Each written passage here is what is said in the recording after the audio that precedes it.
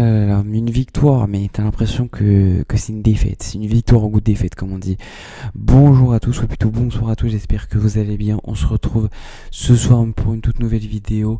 On va faire le débrief de rencontre entre le Barça et le Slavia Prague. Victoire 4-2 pour le Barça. Et il n'y a pas du tout que des bonnes choses. Je vous le dis, il n'y a pas du tout que des bonnes choses. Ça, c'est clair et net, on va le dire directement. Je vais commencer forcément, je suis obligé de commencer par ça, par ce début de match qui est mais dégueulasse, tout simplement. En fait, il n'y a pas d'autre mot. On est arrivé avec les mains dans les poches en se disant ça va être facile, on va rien faire. Ils sont trop nuls en face. Alors oui, je pense qu'ils sont vraiment pas bons, hein, ça soyons honnêtes. Je pense sincèrement qu'ils sont vraiment gaze, mais tu leur laisses en fait le libre arbitre de ce qu'ils veulent faire. Donc forcément ils font ce qu'ils veulent. Et t'as fait une entame qui est pas bonne parce que tu t'es fait presser. Ils ont joué haut face à nous et on n'a pas répondu. On leur a pas mis une sauce derrière. Mais comment tu peux jouer face à une équipe qui est nulle défensivement et offensivement et ne pas les détruire? Je ne comprends pas. Alors qu'ils jouent haut, ils étaient limite. Bon, j'abuse en disant la ligne médiane, mais franchement, on n'était pas loin. Donc moi, je suis désolé, mais ça me dérange beaucoup. Ça me dérange énormément même. Ensuite, du coup, forcément, mauvaise entame de match avec le Barça, ça veut dire quoi? Ça veut forcément dire but, ça c'est obligatoire. Vous le savez de toute façon. Quand il y a une mauvaise entame du Barça, c'est but, c'est instant, ça drop direct. Et t'as pris un but sur corner. Et le problème, c'est que il y a un truc qui me dérange encore une fois, c'est que sur corner, tu peux prendre un but. On l'a déjà dit, c'est notre faiblesse. Mais tu peux pas prendre deux buts. Parce qu'en plus, c'est ça le problème, c'est que t'as pris un but, t'en prends deux. Tu fais pas d'effort. Parce que franchement, les coups de pied arrêtés, on est trop friable. Et ça va passer une fois, deux fois, trois fois, 5 fois, 6 fois. Ils en ont rien à foutre, les autres équipes. Forcément qu'elles vont s'entraîner sur ça. Vous croyez quoi? Que les coachs, ils font rien et que les coachs, ils regardent les matchs de Barça, ils se disent putain, on est dans la merde. Mais bien sûr que non. Ils travaillent, ils font des choses. Donc oui, à un moment, ça va passer. Et ça continue de passer en fait. Et je trouve qu'on est vraiment beaucoup trop faible. Donc là, contre les petites équipes, c'est pas grave parce que fondamentalement, elles sont pourries, elles sont nulles. Mais tu vois, par exemple, l'année dernière, si tu t'étais travaillé face au corner, t'aurais pas pris certains buts face à l'Inter. T'aurais pas pris des buts face à telles équipes. Face aux grosses équipes, ça passe pas. Et il faut vraiment qu'on s'entraîne à défendre sur les coups de pied arrêtés. Je trouve quand même que c'est quelque chose qui est important et ça me dérange énormément pour pas mentir. Ensuite, la première mi-temps n'a pas du tout été réussie. Ça, on peut le dire, hein, je pense qu'il n'y a pas d'autre mot. J'étais extrêmement déçu de notre première mi-temps. Globalement, il n'y a pas grand-chose de bon à retenir. Tu arrives quand même à faire un match nul, qui semble plutôt logique en vrai, si on est 100% honnête, avec un doublé de Fermin qui est absolument magnifique, surtout le deuxième but. Ce type, on va en parler bien évidemment, mais c'est n'importe quoi, je vous le dis, hein, c'est du délire. Ouais, d'une première mi-temps ratée complètement. Franchement, il n'y avait rien de bon à retenir en vrai, pour être honnête, parce que même dans le pressing, ça n'a pas été ok. Je suis désolé, mais si c'est le Slavia Prague qui nous pressait au bout d'un moment, si le Slavia Prague nous presse, je sais pas. Ils étaient hauts et on répondait pas, on n'arrivait pas à trouver la solution dans la profondeur. Ça me dérange beaucoup et ça c'est dû notamment à une personne, mais on y reviendra bien évidemment sur Lewandowski. Mais encore une fois, tu peux pas jouer avec ce Lewandowski là, c'est pas possible. Franchement, c'est pas possible. Il est trop éteint pour ça. Pourtant, tu reviens sur la seconde période et tu as une mi-temps qui est quand même plus intéressante. Honnêtement, c'est honnête. Elle est pas mal celle-là. Non, mais honnêtement, ça va. Tu fais une bonne mi-temps. Alors, elle est pas exceptionnelle. Et encore une fois, tu as le Slavia Prague qui se presse très haut et pourtant qui est très haut sur le terrain. Et pourtant, tu ne les punis pas, ce que je ne comprends toujours pas. Et en plus, le pire, c'est qu'il faut savoir que le Slavia Prague, ils sont en République tchèque. Ce qui veut dire que eux, c'est un pays très très froid, comme vous pouvez vous en douter. Et donc, ils ont une trêve hivernale. Ça veut dire qu'ils n'ont pas joué depuis 1 mois et demi. Comment une équipe qui ne joue pas depuis 1 mois et demi et qui, on le voyait, était clairement très très mal défensivement, physiquement plutôt, comment tu ne peux pas leur mettre tarif? Je ne comprends pas. Je ne comprends pas. Tout simplement, je ne comprends pas. Ça me dérange énormément. On va pas se mentir. Et t'en as pas profité, t'en as forcément profité de ce déficit physique, mais pas autant que j'aurais voulu personnellement. J'ai été très déçu. Malgré tout, tu mets un but magnifique avec Olmo et Lewandowski qui met un but, mais Starfall là le contrôle, il est vraiment pourri. On va y revenir sur Lewandowski, j'ai beaucoup de choses à dire sur lui, ça me dérange beaucoup ce qu'il a fait. Donc, ouais, une deuxième mi-temps qui est pas réussi non plus, qui est meilleur que la seconde parce que tu as beaucoup moins encaissé. Mais encore une fois, je nous ai trouvé quand même assez friables sur les contre-attaques. Des fois, le Slavia Prague n'a jamais vraiment réussi à mettre une contre-attaque. Mais dans l'idée, j'ai l'impression qu'on était vraiment friable et que s'il y avait un mec rapide qui était frais physiquement, il allait nous mettre une tempête. Vous voyez, je crois qu'il s'appelait Floyd ou je sais pas quoi, face à Bruges, lui il nous mettait une tempête, hein, lui c'était sûr. Donc ouais, ça me dérange beaucoup ce que j'ai vu. Honnêtement, je suis pas content du tout de ce match. Je suis satisfait de la victoire, forcément, c'est logique. Mais tu gagnes que 2 buts. Et 2 buts, c'est pas énorme à la différence de buts, on va pas se mentir. Et je vais vous mettre directement mon écran pour que vous compreniez pourquoi. Hop là, voilà, vous l'avez directement. D'ailleurs, je l'ai pas dit, hein, mais sur la première mi-temps, normalement, si j'ai pas de bêtises, non, alors c'est pas là parce qu'après ils ont tiré. Mais en gros, dites-vous mais là c'est pas que la première mi-temps, pourquoi ça met pas la première mi-temps, c'est pas grave. Au début, le Slavia Prague avait que 2 tirs. Voilà, ils avaient un tir pour 2 buts parce que c'était un contre son camp. Donc voilà, ils ont quand même réussi l'exploit de mettre un tir de but face à nous, ce qui ne m'étonne plus, hein. Maintenant, vous savez que on est habitué au niveau de ça. Moi, je vais vous montrer, c'est le classement, bien évidemment. Donc actuellement, on est 9ème, ce qui reste quand même une belle opération, on va pas se mentir. Voilà, 9ème, c'est bien, c'est cool. Avec une plus grande différence de but, hein. Disons qu'on aurait plus 8. Tu serais actuellement 8ème, ce qui change beaucoup de choses quand même, on va pas se mentir, mais bon, c'est pas très grave. Ce classement, alors faut savoir, il y a beaucoup de choses à dire. Les vrais concurrents, c'est très simple, il n'y en a pas non plus des centaines. Il y en a réellement que ça va du 6ème au 12ème. Pourquoi pas l'Atalanta? Tout simplement, putain, la pub elle est énorme, hein, c'est pas tout simplement parce que l'Atalanta, regardez, ils ont un de différence de but, ce qui au final va faire trop court par rapport aux autres. Il faudrait qu'ils mettent quoi, 6-0, c'est trop compliqué pour eux, on va pas se mentir, c'est trop compliqué pour eux. Donc ça joue vraiment que du PSG à l'Atlético. Voilà, c'est 1, 2, 3, 4, si j'ai compté 5, 6, 7 équipes-là, c'est nos rivaux pour le top 8. Le PSG a 13 points, l'Atlético en a 13 aussi. On est 9ème, donc on est au milieu, si je dis pas de bêtises, ouais c'est ça, on est au milieu. Je vous dis tout de suite, il y a 2 places en théorie. Il y a 2 places, soyons honnêtes, il y a 2 places. Pourquoi? Parce que le PSG et Newcastle se jouent sur la dernière journée. Du coup, si vous savez faire des mathématiques, au moins un perd des points, c'est obligatoire. Donc forcément, si au moins un perd des points, on passe 8ème, minimum. Mais ça, après, ça dépend de la différence de but.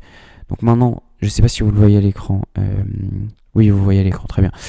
Maintenant, regardons qui joue qui. Donc, le premier, c'était du coup Chelsea. Chelsea, je crois qu'il joue une équipe pas très très forte, on va pas se mentir. Naples, pour le coup, ça reste intéressant. Naples doit absolument gagner. C'est à Naples en plus, donc là, pour le coup, c'est très très intéressant. Et c'est un match qui nous met bien, on va pas se mentir. Nous, bien évidemment, on le sait, on joue Copenhague. Je rappelle que tous les matchs sont en même temps pour question d'équité. Ensuite, le Sporting, en vrai, je l'ai mis comme rival, mais on se sait que c'est pas le plus grand rival. Il joue Athletic Club à l'Athletic Club. Ça reste un déplacement compliqué, franchement. Pour moi, les deux là, ils sautent. Pour être honnête, ils sautent. Ensuite, City. Là, pour le coup, ça va être beaucoup plus dur, puisque City est à domicile contre Galatasaray. Alors, Galatasaray, c'est pas forcément facile comme match, je suis d'accord avec vous. Bien évidemment, par exemple, ils ont fait nul contre l'Atlético aujourd'hui. Mais attention à cette équipe de Galatasaray, à cette équipe de City, très sincèrement, ça pour le coup c'est un match dangereux, ça c'est un match qui peut nous mettre dans la merde. À la différence de but, on est au-dessus, de pas beaucoup, mais on est au-dessus, donc on prend. Ensuite, le dernier, du coup, c'est Atletico qui, eux, jouent Bodo Glimt. Donc là, pour le coup, ça me paraît être une victoire. Je pense pas qu'ils mettent 6-0, mais voilà.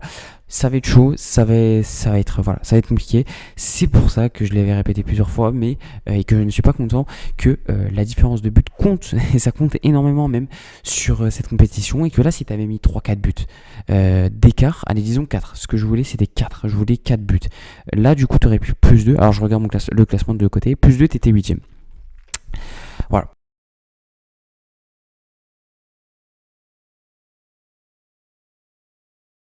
Bon, c'est pas grave, on va faire avec un. Voilà. Bon.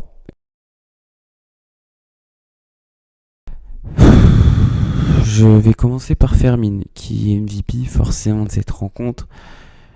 Pourquoi il n'y a pas de rumeur sur Fermin Ballon d'Or? Moi, je vais vous poser la question parce qu'aujourd'hui, je suis désolé, mais les stats de Fermin sont complètement lunaires.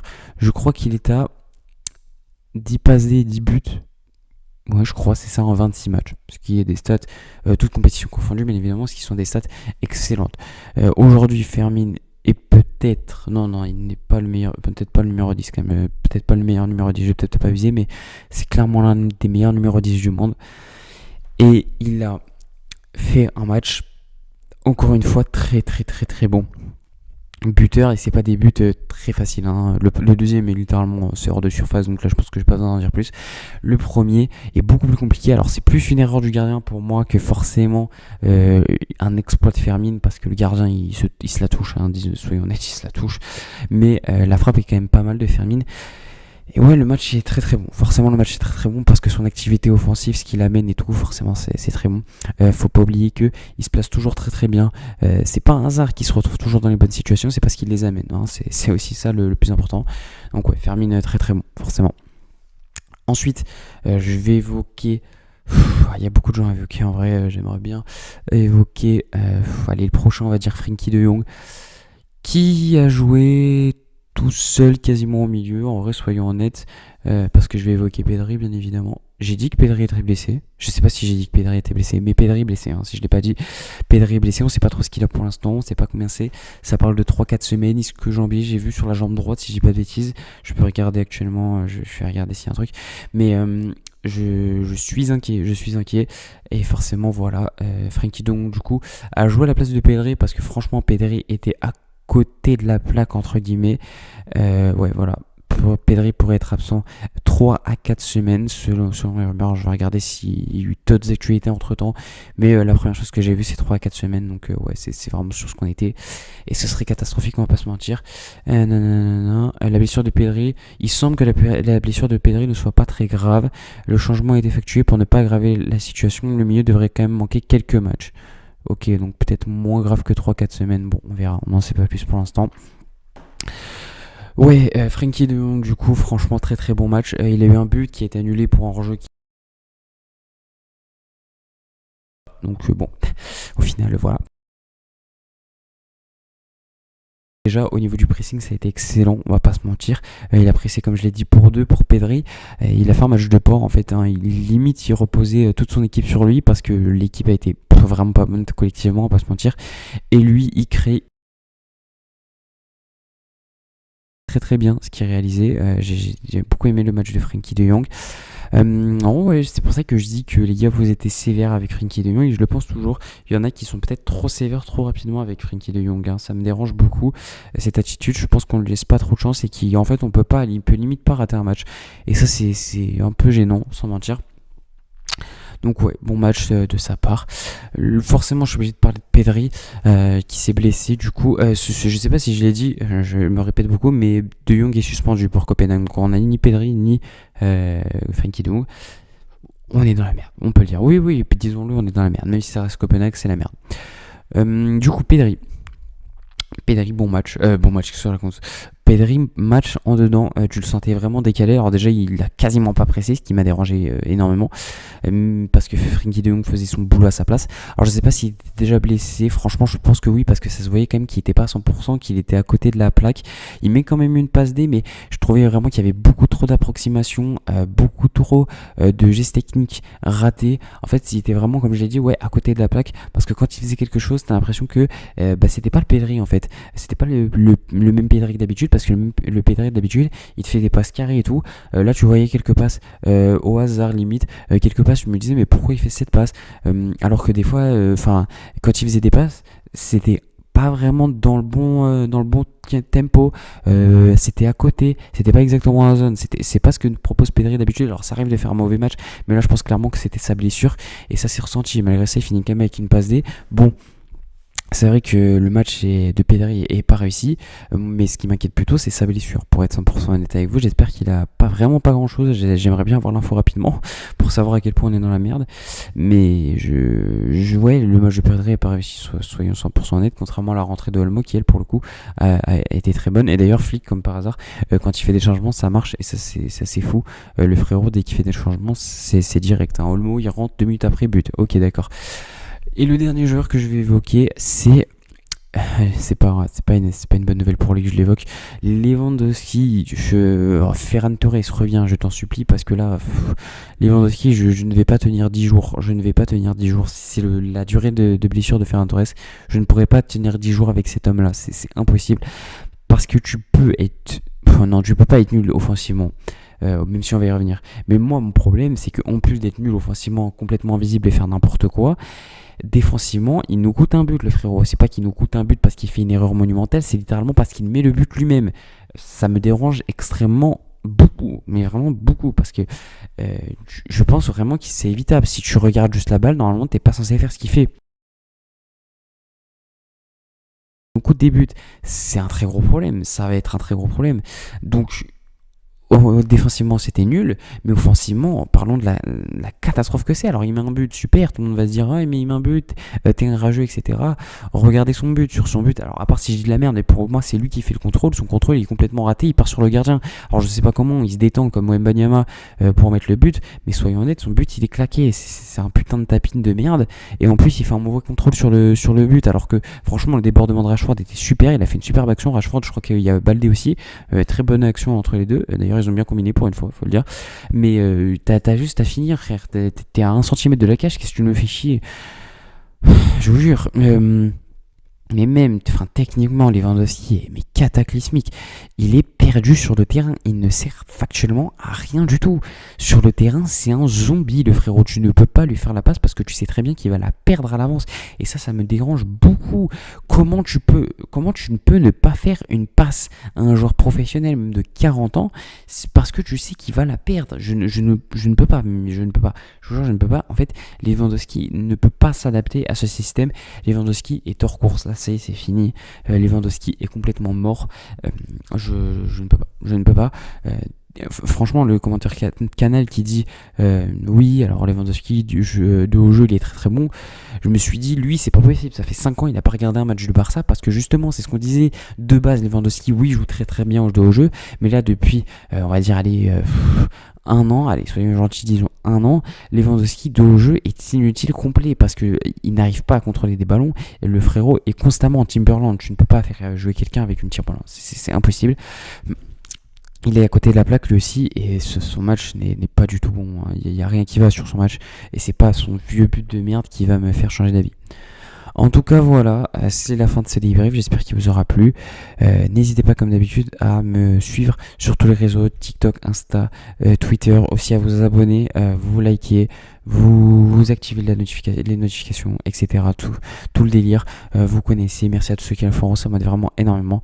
Et moi je vous dis tchuss.